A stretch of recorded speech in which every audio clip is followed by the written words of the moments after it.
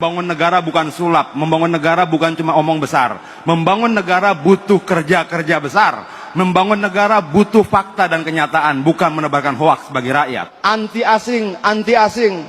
Tapi ketika Freeport diambil alih, malah marah-marah. Antek asing. Tapi ketika Newmont diambil alih, ngomel-ngomel. Artinya, kita harus konsisten dengan kata-kata kita. Kalau kemudian dikatakan bahwa anti asing, dukung Jokowi mengambil alih Freeport, dukung Jokowi mengambil alih Newmont, dukung Jokowi mengambil alih sumber-sumber daya alam kita. Nah, yang dibangun oleh kelompok sana apa? Bikin OKOC, tutup.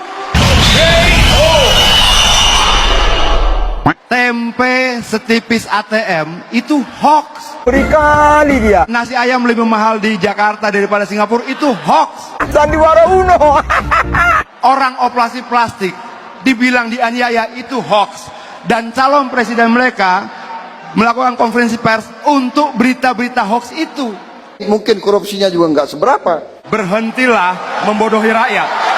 Saya mau tanya, semuanya mahasiswa, mungkin tidak pemerintah menyusun anggaran sendiri? Tidak mungkin. Anggaran pendapatan belanja negara disusun bersama-sama presiden dan DPR. Jelas. Jangan kemudian cuma menyalahkan pemerintah, tapi partainya di DPR menyetujui anggaran-anggaran itu. Kenapa?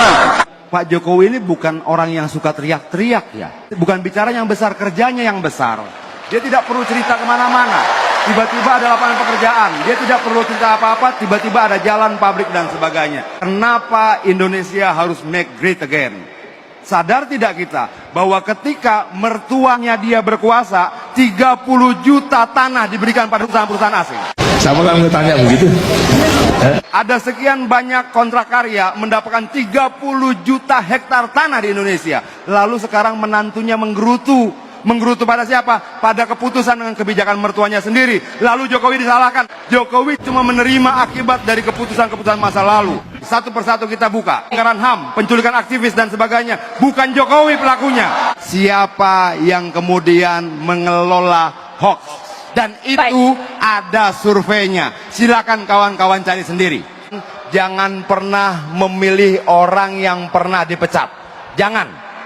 Jangan pernah memilih mereka yang diduga melakukan penculikan dan pelanggaran HAM. Jangan. Kalau kita mau pilih, pilihlah mereka yang bukan bagian dari masa lalu. Kenapa saya pilih Jokowi? Karena Jokowi seperti saya. Bukan anak menteri, bukan anak bangsawan, bukan anak pejabat, bukan anak jenderal, bukan anak orang kaya.